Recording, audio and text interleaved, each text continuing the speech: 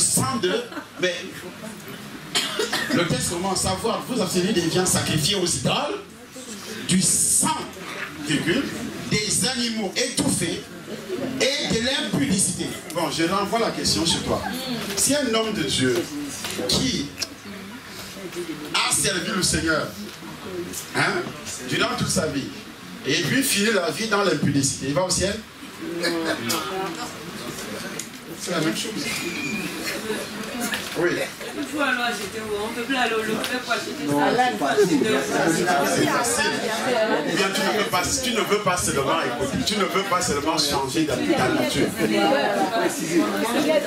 Moi, je suis passé, je ne fais pas, dans les centres commerciaux, j'accompagne souvent ma femme faire les courses. J'observe, je prends le poulet, je regarde, la tête est coupée. Lorsqu'on coupe la tête d'un animal, le deuxième geste c'est quoi? Le sang jaillit. Parce qu'on ne tue pas d'abord l'animal avant de couper la tête. Lorsqu'on coupe la tête, pendant que l'animal est encore vivant, il y a une réaction chimique. Le cœur bat encore. C'est pourquoi les satanistes, écoutez-moi bien, je vais vous parler maintenant de la magie. Ce que les gens font dans la sorcellerie.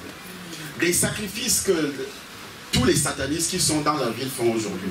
Il y a des temples dans cette ville, les temples des satanistes. Hein? Les temples des satanistes ont fait des sacrifices. En Afrique, il y en a plein. On ne tue personne avant d'ouvrir son cœur pour prendre le cœur, pour boire son sang. On ouvre ton cœur pendant que tu es vivant. Quand le sang jaillit, il récupère un sang chaud. Ils appellent ça le sang chaud. Il récupère ça. Et quand ils ouvrent ton cœur, tu cries. Eux, ils poussent les cris de joie. Ils récupèrent ton sang pendant que tu bouges encore. Ils boivent. Le sang chaud. Dans les temples des satanistes, dans tout l'univers. Ici en Europe, en Afrique, aux États-Unis, c'est encore beaucoup plus. Il y a même des églises de Satan maintenant ouvertes librement. On pratique ces choses-là. Amen. C'est pas un problème, parce qu'on a d'abord frappé un gourdin sur la tête du poulet, et puis il est tombé, et puis on va égorger. Le sang ne va pas sortir. On n'a pas besoin de ça. Et parfois, on va donc recueillir ce sang, ça devient du sang coagulé. Ça devient comme le foie. Et puis beaucoup de chrétiens mangent ça. Ils font quoi? Ah, elle connaît parce qu'elle mange tout.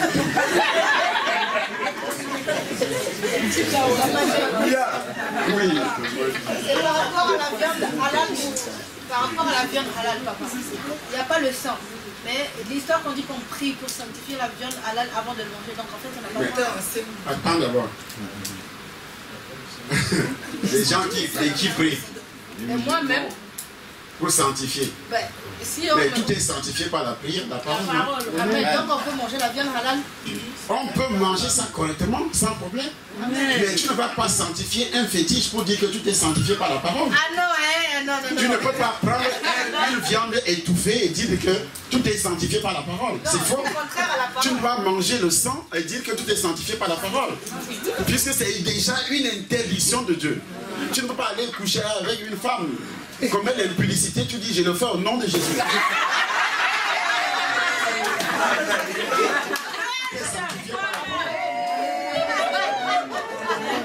y a une sœur qui me dit un jour au Cameroun, j'ai reçu ça dans mon bureau. C'est une grande femme d'affaires, tout ça, tout ça. Elle a reçu le Seigneur. 1 an, 2 ans. Mais elle continue à sortir avec des copains. On est venu me dire ça. Hey, papa, ta fille là, on l'a vu à l'hôtel Hilton. Avec des gens, tout ça. Elle mène une fille bizarre. Je la convoque. Elle vient, elle entre. Elle est bien habillée, des bijoux partout. Je dis, mais toi là, tu es dessin animé ou quoi? Est-ce que Christ a vraiment touché ton cœur? Ils ont un évangile dehors qui dit que papa, la foi c'est pas à l'extérieur, c'est à l'intérieur. Ne regarde pas ce qui est à l'extérieur. Ce que j'ai fait à l'extérieur. Il faut pas. Alléluia. Mais la foi, c'est ce qui est à l'intérieur qui se manifeste à l'extérieur. Il n'y a pas autre chose. C'est la vérité. Amen. Tant que tu es cru à l'intérieur, tu vas aussi être cru à l'extérieur. Amen. Amen. Amen. J'ai pris la Bible, j'ai mis devant lui. On m'a dit ça, on m'a dit ça, on m'a dit ça, on m'a dit ça.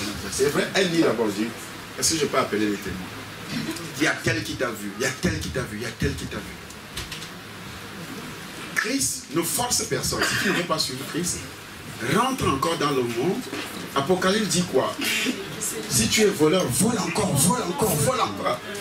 Si tu es impudique, couche encore avec 10 hommes par jour, 15, 20, 30 ans. Là, tu en profites, charnellement, physiquement. Que d'aller faire ça en cachette, parce qu'en cachette, tu vas perdre au moins ce petit plaisir qui va t'amener en enfer là. Elle a commencé à pleurer. Dit, papa, je reconnais.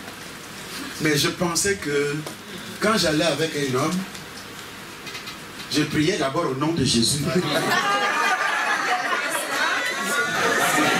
Avant de commencer, je disais, au nom de Jésus, les démons qui sont dans ton corps ne vont pas entrer chez moi.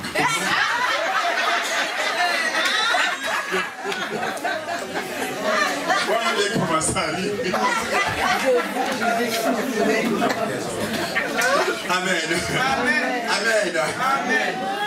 Vous voyez comment Satan trompe les gens? Donc son corps était devenu un hôtel. Oui, maman. Mais la viande à l'âne, c'est sacrifié aux idoles aussi. Hein? Non, il faut faire attention. C'est faux. Parce qu'il se tourne vers la Mecque pour pouvoir Attends d'abord, sacrifier attends d'abord. Attendez d'abord. Vous savez que les musulmans, je ne sais pas comment vous regardez les musulmans. Les musulmans ont la bénédiction d'Abraham. Parce que ce ne sont pas les musulmans, je ne parle pas des musulmans, je parle des Arabes. Parce que ils ont un père, un même père, qui est Ismaël, le fils d'Abraham. Si vous lisez la Bible, c'est pourquoi il ne peut jamais y avoir entente entre eux et les Juifs. Parce que les Juifs sont issus d'Isaac et eux issus d'Ismaël. Mais ils ont obtenu la même bénédiction. Parce que Dieu a dit à la mère d'Ismaël que je bénirai cet enfant. Amen. Donc il faut faire attention. Lorsque vous touchez les problèmes de ce genre-là, faites vraiment très attention. Prêche, pasteur. Amen. Amen. Je reviendrai là-dessus une autre fois. C'est pas mon domaine aujourd'hui. Amen. C'est des musulmans qui l'ont dit. Amen. Donc, regardez à la Mecque, ce n'est pas ça le problème. Parce que ils ont leur foi qui est basée sur Abraham. Et quand ils parlent du sacrifice, ils parlent du sacrifice d'Abraham. C'est pas ça.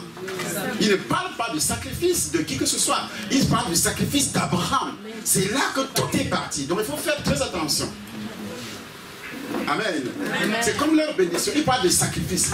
Il n'y a pas autre peuple qui offre, qui font des œuvres. Plus que le musulman, le chrétien ne fait pas des œuvres. Pas du tout. Le musulman connaît ce qu'on appelle le sacrifice, pas seulement le sacrifice des animaux. Donnez-la. Le chrétien est égoïste. Égoïste, c'est pourquoi il y a la pauvreté chez nous. Il y a la pauvreté. Mais un musulman. Amen. Amen. Donc ça c'est un autre hôtel. Ça n'a rien à voir. Parce que si tu appelles ça diable, ça veut dire que tu as maudit Dieu. Parce que Dieu même avait dit, je bénirai cet enfant-là. Il faut faire attention, il faut lire la Bible. Amen. Amen. Amen. C'est comme des chrétiens qui ouvrent la bouche sur les juifs aujourd'hui, ils insultent les juifs. Quand les païens commencent à insulter les juifs, eux aussi insultent les juifs, tu es maudit. Parce que Dieu a dit à Abraham, celui qui te maudira sera maudit. Tu maudis ces gens-là. Même s'ils ne sont pas chrétiens de nouveau, tu les maudis, tu es maudit. Parce que leur père c'est Abraham. Donc il faut faire attention quand vous mettez la bouche, que ce soit sur les musulmans, que ce soit sur les Hébreux, il faut faire vraiment très attention. Amen. Cette promesse, et nous allons entrer dans ce qu'on appelle les hôtels tout à l'heure. la première. Papa. Oui. Par contre, ça c'est l'origine de leur bénédiction et il faut le connaître. Cependant, quand on parle de salut, c'est en Jésus-Christ. C'est le salut. Donc c'est pourquoi je vous dis que le salut, Dieu a commencé à préparer. Donc c'est pourquoi il appelle Isaac fils de la promesse. La promesse s'est accomplie en Jésus-Christ. Amen. Amen. Ça c'est un autre enseignement. Ça n'a rien à voir avec ce que nous disons ce soir. Donc Dieu a commencé à préparer l'arrivée de Jésus en faisant sortir Abraham. Et c'est pourquoi Abraham aussi, quand il sort, nous lisons le verset 6, chapitre 12, verset 6. Abraham avait obéi à Dieu. Il était entré dans le pays. Dieu avait fait une promesse à Abraham. Et en guise de reconnaissance, c'est la première autel. Obéissant, pardon. Le premier autel, c'est l'obéissance. C'est l'obéissance. Amen. Le premier autel, c'est l'obéissance. Parce qu'il y a 7 autels. 7 autels. Donc le premier autel, c'est pour les chrétiens. Nous avons 7 autels. C'est pourquoi le chiffre 7 est très important. Amen. Amen. Amen. Le premier autel, c'est l'obéissance. Nous lisons le verset 6. À partir de parcouru le pays jusqu'au lieu nommé Sichem, jusqu'au chef de Morée. Les Cananéens étaient alors dans le pays. Pourquoi? Parce que Dieu a dit, dès le premier verset. Dès le premier verset, il dit, reviens au premier verset. L'Éternel dit à Abraham, va-t'en de ton pays, de ta patrie, de la maison de ton père, dans le pays que je te donnerai. Ça veut dire que tu dois quitter les coutumes de ton père, les traditions de tes parents, tout ce qui est comme tradition dans ta famille, les funérailles, tu dois les quitter. Les histoires où on parle, on égorge les animaux pendant les funérailles. Il y a des gens qui quittent Paris pour aller faire les funérailles au village. L'argent que toi tu travailles ici, tu ne donnes rien à l'église, pas de dîme, pas d'offrande, mais tu gardes l'argent pour aller faire des funérailles au village. Ça c'est un hôtel alors. C'est pourquoi Dieu dit à Abraham, quitte ton père, quitte ta mère. Papa, il faut bien leur donner l'explication du mot funérailles. Parce que la compréhension qu'on a des funérailles ici, c'est lorsqu'on organise les obsèques. Non, non. Vous savez, dans les traditions païennes africaines, hein, les funérailles, c'est pas l'enterrement. Mais ce sont les rites qui suivent, qui commencent même parfois avant l'enterrement, au moment de l'enterrement et après l'enterrement. Qu'est-ce qui se passe pour enterrer un cadavre chez vous? Qu'est-ce que les gens font? Est-ce que vous faites comme les Blancs, comme les Français? Pas du tout. Si je dois que quelqu'un me dise, parle-moi des funérailles dans ta famille, tu vas entendre tout à l'heure, tu vas sortir de cette salle. Tu vas commencer à vomir. Les Africains ont des traditions démoniaques. Lorsque, par exemple, une femme perd, dans notre ethnie, une femme perd son mari, on te fouette. On te fait dormir sous le lit du cadavre. C'est pas ça? Voilà, tout ça, ça rentre dans les funérailles. Qui le sait ici? Lève le doigt, qui le sait ici? Alors, j'en ai entendu parler. Est-ce que chez les Blancs, ça se fait comme ça ici en France? On rase la tête de la femme. On coupe le palmier. Chez nous, on coupe le palmier, la tige, le palmier dit bien palmier. Grand, la géant. On plie en deux. On pose sur l'épaule de la femme ou bien de l'homme. Ça dépend si c'est le veuf ou bien la veuve qui est restée en vie. Alors, on te pose le palmier, le bananier, pied de bananier sur l'épaule, et tu poses ça et on te fouette. Et tu es sans caleçon. On te fouette correctement, hein? Et tu cours. Et quand tu cours, il piétine les feuilles. Pour t'empêcher de courir avec le tronc de bananier sur l'épaule, il piétine ça par derrière. On te fouette. Après ça, on ramasse toute la famille. On vous amène au bord de la rivière. Soit disant laver la malchance, laver la mort. Est-ce que ça se passe comme ça en France? Non.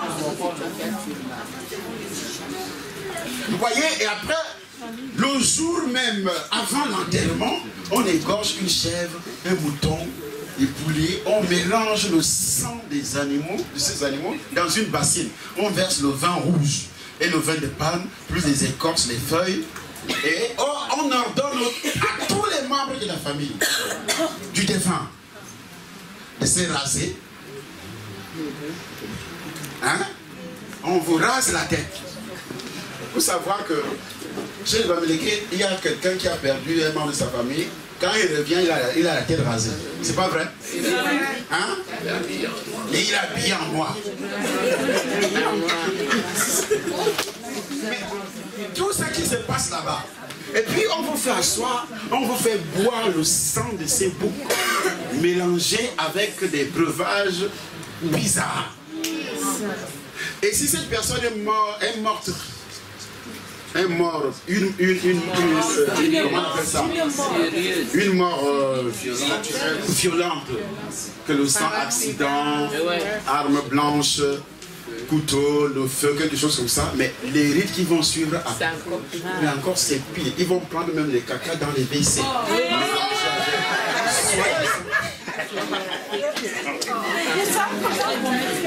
Mais il y a des gens qui vivent en Europe, des Africains qui vivent en Europe, qui retournent en Afrique vers ça.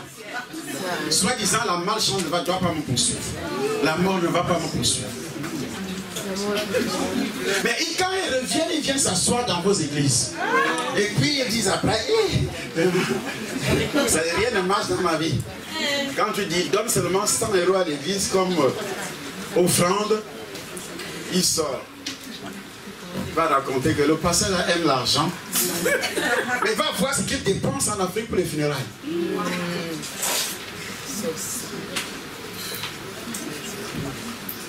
Va voir les dépenses. C'est pourquoi Dieu dira à Abraham, quitte. Parce que la famille d'Abraham vivait dans ces traditions, dans ces coutumes. C'est pourquoi Dieu aussi t'a appelé. Et Dieu te dit, quitte ces traditions. Amen. Prenez garde, Colossiens chapitre 2, verset 8. Prenez garde que personne ne fasse de vous sa proie par la philosophie, par une vaine tromperie, s'appuyant sur les traditions du monde. Et non sur Christ. Christ n'accepte pas ça. Amen. Amen. Amen. Christ n'accepte pas ça. Il faut faire attention. Amen. Amen. Après, on va prier comme on a prié hier. Ou bien tu vas écrire tout ce que tu as écrit sur les feuilles là. Ton frère va t'appeler du village. Là-bas, à l'ouest, on déterre encore les crânes, n'est-ce pas? Oui. Hein? On enterre dans la cuisine. On enterre, hein? Maman, elle est de l'ouest. Elle donne les détails impeccables. On enterre dans la cuisine. Est-ce que ça se passe comme ça en France? Non. On adore les crânes. Il faut voir l'argent. Vous savez pourquoi? C'est pourquoi la pauvreté est entrée au Cameroun. Les gens de l'Ouest, c'est eux qui brassent l'argent, commerce, les affaires. Aujourd'hui, c'est les Indiens, les Chinois qui sont arrivés. Ce sont les Indiens, les Chinois. Il n'y a plus d'argent chez les Bamileke. Ce sont les Indiens, les Chinois qui sont arrivés. Tous les magasins, c'est les Chinois maintenant. Mais auparavant, c'est eux. Mais c'est la malédiction. Parce qu'ils ont passé le temps à sacrifier leur argent sur cet hôtel-là, les crânes, les funérailles, les choses semblables. Chez les bêtis là-bas, tu es mort aujourd'hui. Après 2 ans, on organise alors les funérailles. Ils vont acheter, ils vont dépenser des millions pour acheter le vin rouge. Des centaines d'hectolitres de vin rouge, les champagnes, ils vont acheter les animaux, ils vont égorger les animaux, ils vont faire des traditions, ils vont appeler la personne qui est morte. On va manger pour la dernière fois. Ils iront même au cimetière pour aller faire des rites. 2 ans après l'enterrement, chez les bêtis, dans mon village. Comment Dieu, tout cet argent, mais personne n'ose donner un rond à Dieu. Non, non, non, on va chez les féticheurs. On dépense tout cet argent comme ça. Après la récolte du cacao, après avoir touché un salaire, on court au village. Si on vous raconte ce qu'on appelle pacte des la fête de Pâques. Pâques des Baolés en Côte d'Ivoire. Qui est ivoirien ici? Là, vous allez comprendre que je connais. Pâques des Baolés en Côte d'Ivoire, c'est grave. C'est le diable avec les cornes. Les pratiques. C'est comme ça qu'on dépense énormément d'argent. Tu arrives au Bénin, c'est le vaudou. Il y a des hôtels partout, on égorge des chefs, des moutons. Et ce sont nos ancêtres qui ont amené ça, de génération en génération. C'est pourquoi il y a la pauvreté, il y a la misère. Et tout ça, ça nous suit. C'est pourquoi Dieu dit à Abraham, quitte. Et quand Abraham quitte, nous continuons à lire, la Bible dit, va-t'en de ton pays, de ta patrie, de la maison de ton père, dans le pays que je te montrerai. Quel est le pays que Dieu t'a montré? C'est ici. C'est le royaume des cieux. Jésus-Christ disait aux pharisiens, le royaume des cieux est au milieu de vous. Amen. Et il y a des gens qui n'aiment pas venir dans le royaume. Ils n'aiment pas venir à l'église. Ils viennent à l'église pour demander le mariage. Ils viennent à l'église pour demander l'argent. Pour demander les papiers. Seigneur, donne-moi les papiers en France. C'est tout. C'est pourquoi Dieu dit, Jésus-Christ disait, cherchez premièrement le royaume et la justice de Dieu. La justice de Dieu, c'est Jésus. Dieu te justifie. Et puis tu commences à mettre la parole en pratique. Lorsque tu avais déjà été justifié par le sang de Jésus, parce que quand tu crois au Seigneur Jésus, Dieu, quand il te regarde, il ne voit plus de péché ni de condamnation.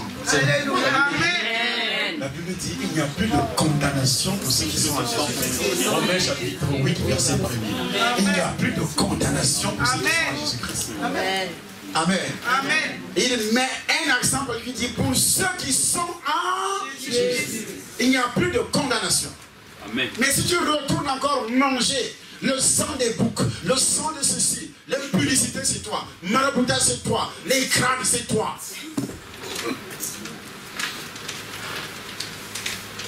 Amen. Amen. Amen. Amen. Amen. Donc le premier autel, c'est l'obéissance. Va-t'en de ton pays. Dans le pays que je te montrerai, je donnerai ce pays à ta postérité. Abraham était maintenant entré dans le pays dont l'Éternel lui avait parlé. Et sa première reconnaissance fut de bâtir un autel pour l'Éternel. Parce que sa famille avait l'habitude de bâtir les autels à Satan. Amen.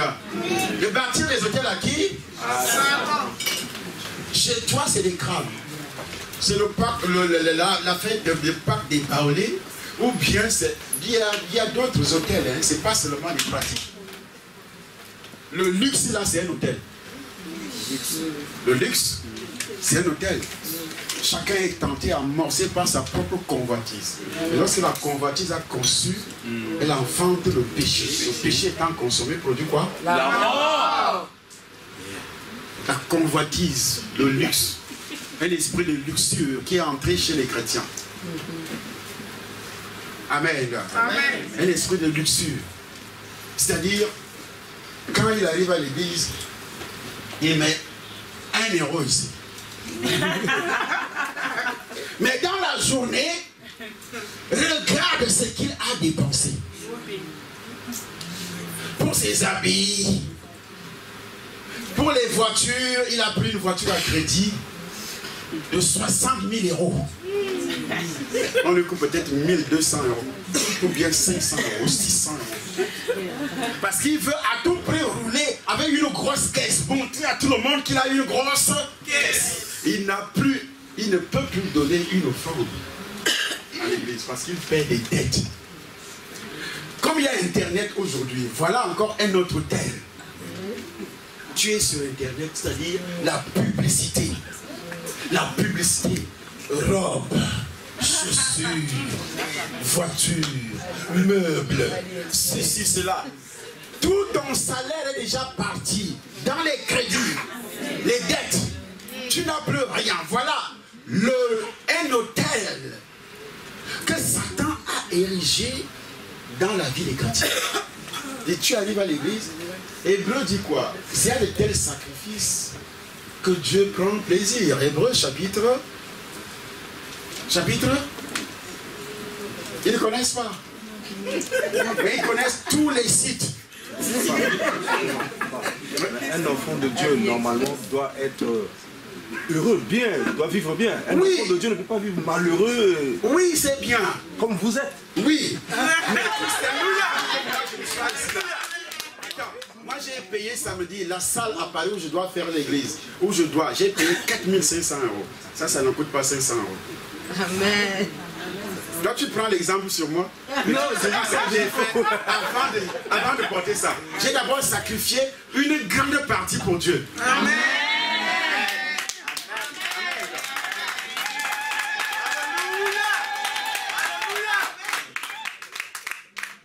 Vous savez, l'église au Cameroun, je vous ai dit que pour que l'église au Cameroun, c'est un hôtel que j'avais bâti.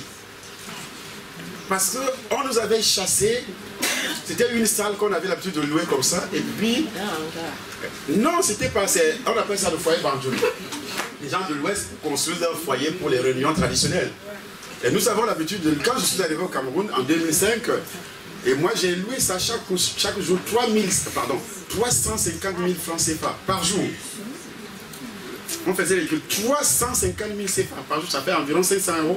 Chaque jour, on a fait là 4 mois. Je prêchais. Il y avait parfois chaque soirée 2000 personnes, 1500 personnes qui venaient. Amen. Amen. Je prêchais. Et il y avait des miracles, il y avait des guérisons. Les gens venaient de part et d'autre. On passait à la radio. Et puis, il y avait un ministre sorcier qui habitait à côté. Avec les habitants du quartier qui étaient également des sorciers, qui n'aimaient pas Christ, qui n'aimaient pas les histoires des églises.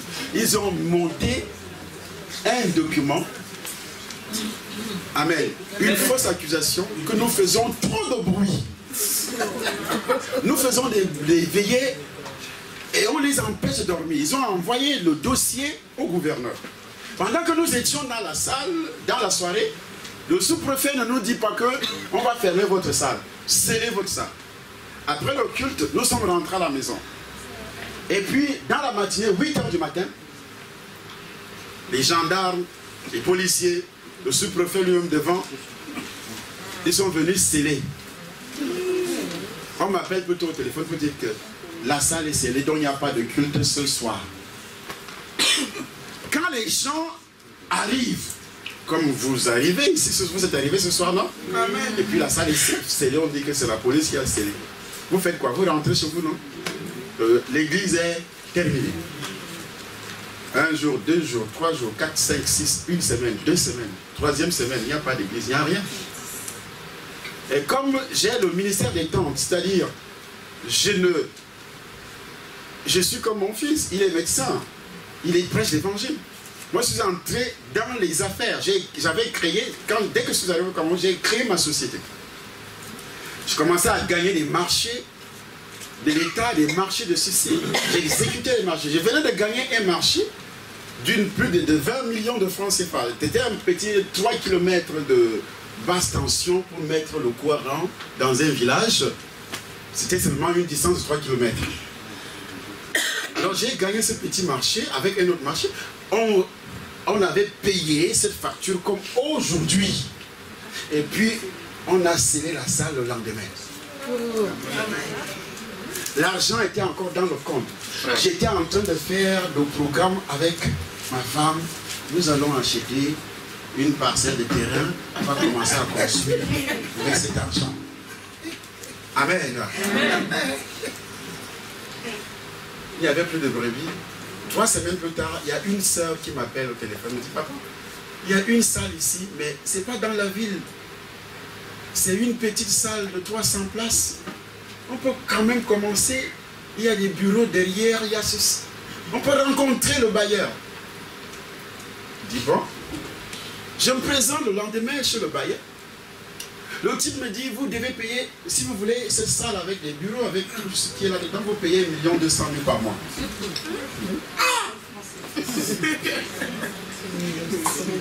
Je regarde la soeur qui m'a invité, je dis, c'est un complot entre vous deux. Amen. J'ai dit, Dieu, j'ai discuté. Il me dit 900 000. Je peux le laisser seulement à 900 000 francs. Je dis, bon, d'accord, 900 000, je suis d'accord. Ce qui fait environ 1300 € par mois qu'il fallait payer. Nous sommes au Cameroun. Amen. Alors, l'argent viendra d'où? Je vais demander à qui? Il n'y a plus de brebis. Aucune. Tout le monde est au quartier. D'autres sont partis dans les églises. Parce que vous connaissez comment vous êtes, non? Dès qu'il y a problème ici, tout le monde disparaît, vont abandonner leur père. Et ça, c'est l'église du pasteur Hubert. Ce n'est plus son église, ce n'est plus ta famille, ce n'est plus ton église. C'est l'église du pasteur Hubert. Amen. Amen. Tout le monde est au quartier. Je suis rentré à la maison, j'ai dit à ma femme, tu sais quoi? L'argent qui est dans le compte, je pense qu'on va payer la salle. Et le monsieur demandait 12 mois d'avance. Nous ne sommes pas en Europe, hein? 12 mois, il faut payer 12 mois. Donc ça veut dire que tout ce que j'ai eu là doit partir. 12 mois, il faut payer 12 mois. C'est comme ça au Cameroun.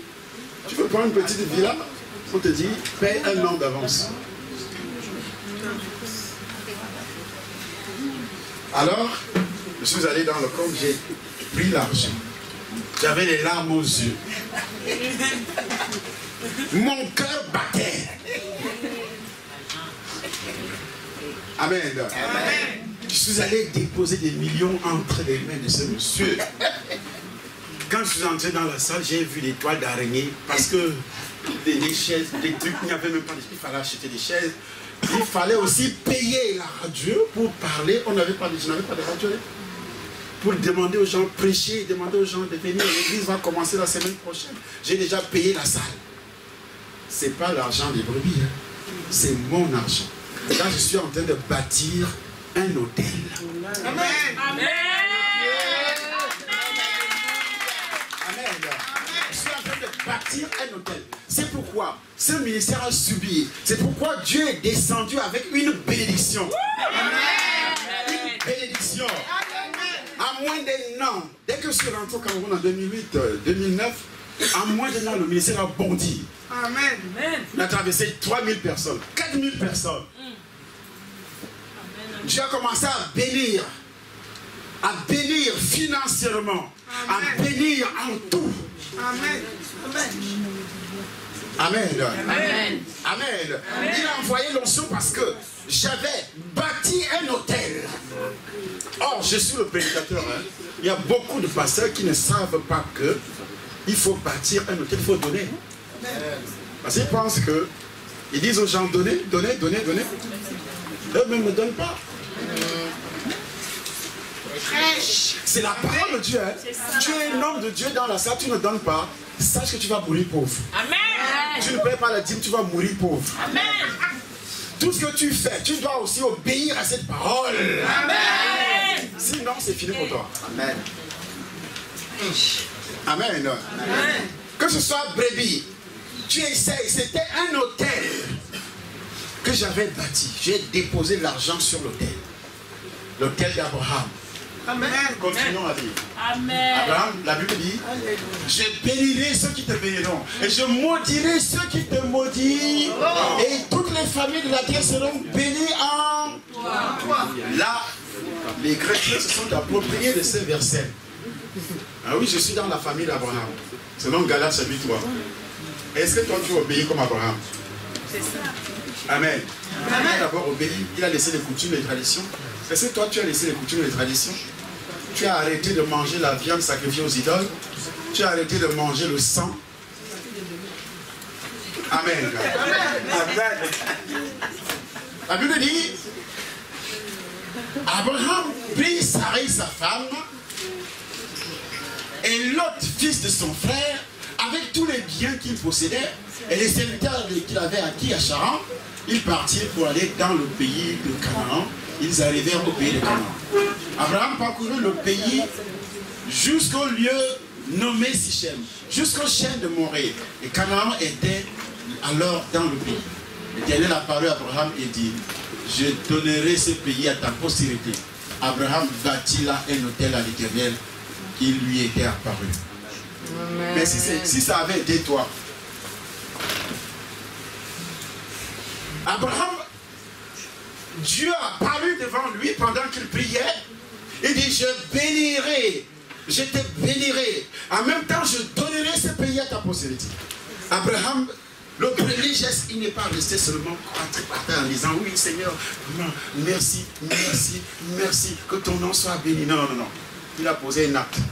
Il a bâti un hôtel. Amen. Mais si ça avait été toi, tu allais continuer à dire, merci Seigneur.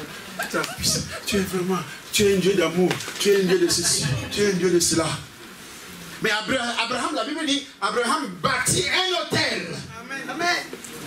Et sur l'hôtel, l'hôtel n'est pas vide. Il doit déposer un sacrifice. Et pourtant, c'est Dieu qui vient de faire la promesse. Mais après la promesse, Abraham bâtit un hôtel. Amen. Tu penses que parce que Dieu a promis que tu vas te marier, et puis le mariage va venir comme ça? Parce que tu as reçu Jésus, tout va venir comme ça parce que tu as prié? Non! C'est la mauvaise compréhension de la parole de Dieu. Avant mon arrivée au Cameroun, Dieu avait déjà révélé à beaucoup de serviteurs que c'est par moi que le réveil entrera dans ce pays. Amen. Je n'étais même pas connu, j'étais à l'extérieur. Amen. Mais écoute, cette parole va s'accomplir par rapport à ce sacrifice, à cet hôtel que j'avais bâti. Amen. Effectivement, c'est par moi que le réveil. Au Cameroun, on méprisait les pasteurs, les églises. On faisait n'importe quoi. Il n'y avait pas de grandes églises à l'époque. Pour entendre la parole de Dieu, il fallait faire quoi? Au temps de nos pères spirituels, l'apôtre Baker, il n'y avait rien. Il n'y avait pas un réveil aujourd'hui que quand tu mets la télévision, il y a déjà plusieurs chaînes de télévision. Tout le monde prêche à la radio, il y a des églises partout. Parce que j'avais pris le courage. Et Dieu a dit, c'est par toi. Mais je ne suis pas resté seulement sur la promesse de Dieu. Il fallait bâtir un hôtel pour que la promesse puisse s'accomplir. Amen. Abraham bâtira un hôtel. Or, c'est Dieu qui avait parlé. Il pouvait seulement se contenter de cette promesse en disant, oh oui, ça va, ça va, ça va. Oh Dieu, merci. Comme tu m'as choisi, merci. Tu es merveilleux. Voilà des prières électroniques, mécaniques. Tu arrives à l'église. La Bible disait hier que Saül a fait quoi? Pour aller voir le prophète. Hein? Il a fait quoi? Il a fait un sacrifice. Et le prophète avait prophétisé sur lui. Retournons sur 1 Samuel chapitre 9. Le prophète disait, tout ce qui est de meilleur en Israël, n'est-ce pas, c'est pour toi? Pourquoi le prophète va le dire? Et pourtant, il était seulement à la recherche des ânesses. Mais Dieu est en train de prophétiser sur lui pour la royauté. Il est allé chercher les ânesses. Je ne sais pas ce que tu es venu chercher. Je ne sais pas aussi ce que tu as écrit sur la feuille. Mais est-ce que tu sais que Dieu est en train de t'envoyer d'autres choses que toi, tu n'as même pas demandé? Amen. Qui sont plus grandes encore. Qui sont plus grandes encore. Que toi, tu ne... Saül ne pensait pas à la royauté. Car il n'est pas allé chercher la royauté. Amen. Amen. Il est allé chercher quoi? Les ânesses. Mais qu'est-ce que toi, tu es venu chercher ici? Je l'avais dit hier. Soulève un peu de ton papier. Tu as écrit quoi? Il y a d'autres qui ont écrit des kilomètres de demande. Je dis bien des kilomètres de demande. Amen. C'est bien. Amen. C'est bien.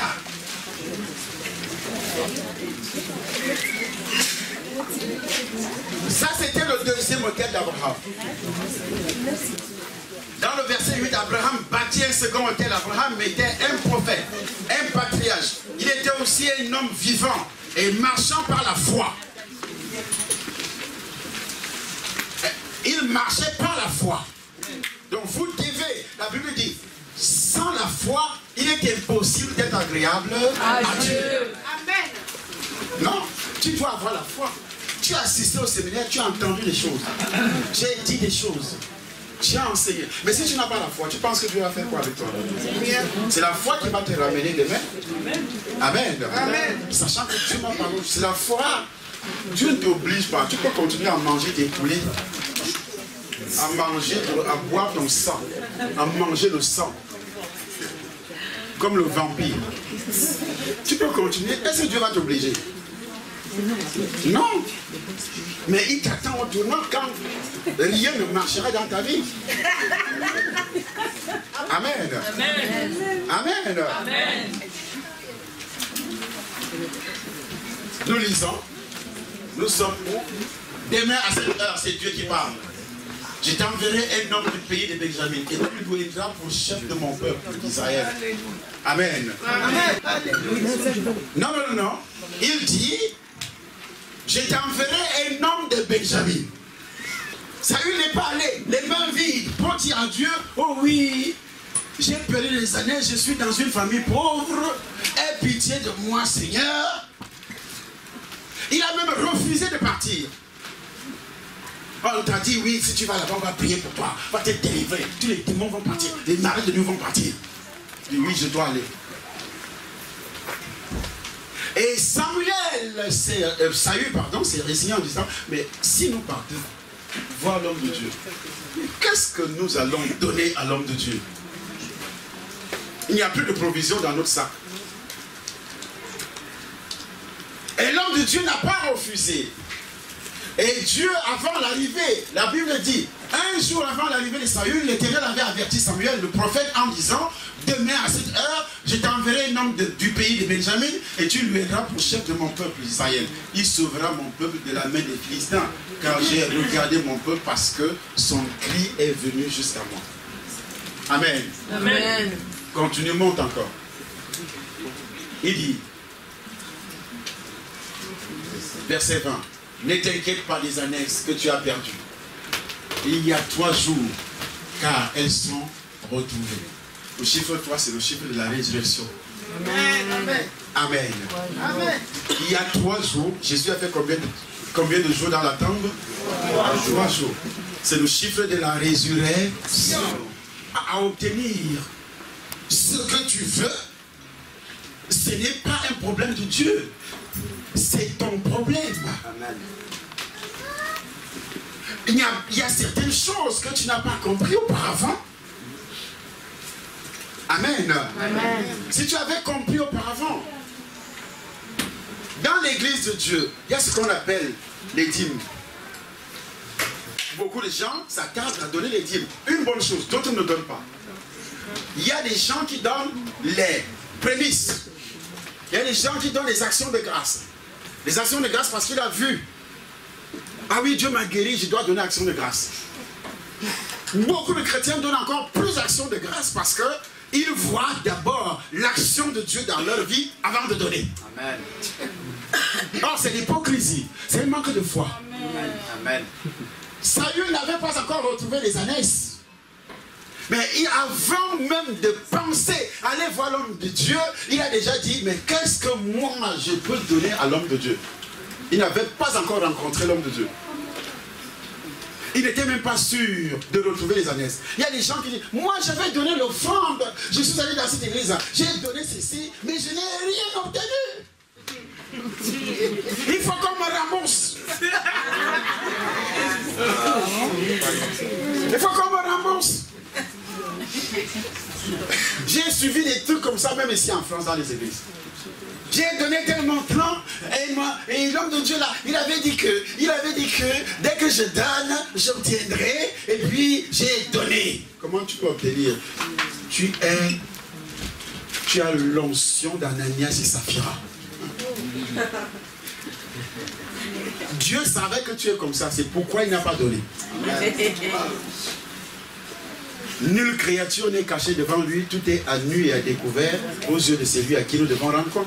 Avant que tu n'entres ici, Dieu connaît déjà ton cœur. Amen. Il connaît déjà ton cœur.